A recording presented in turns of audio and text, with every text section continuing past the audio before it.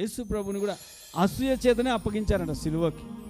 చదవండి బైబిల్లో మార్క్స్ వార్త 15వ అధ్యాయం 9వ వాక్యం. ప్రధాన యాజకులు అసూయ చేత యేసును సిలువకు అప్పగించేశారు. చూసారా? అసూయ చేత. అమ్మా వినండి, నేను ముందే చెప్పాను. ఏమని? సోషల్ టీచర్ అనింది శత్రువు అని, సైన్స్ టీచర్ అనింది వైరస్ అని, ఇంగ్లీష్ టీచర్ అనింది నెగిటివ్ అని కదా. తెలుగు టీచర్ అనింది, తెలుగు టీచర్ ఏమనింది?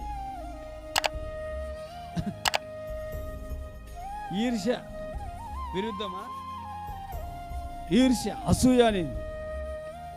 అంటే రకరకాలుగా ఉంటారు, కానీ ఒక్కొక్కరు ఒక రకంగా చెప్పినా ఫిజిక్స్ టీచర్ అనేది బ్యాక్టీరియా ఏందది, దాన్ని ఏమంటారు, అది ప్రమాదకరమైన బ్యాక్టీరియా అని, వైరస్, కరోనా వైరస్ కంటే ప్రమాదం ఈర్ష్య. మీకు తెలుసో లేదు?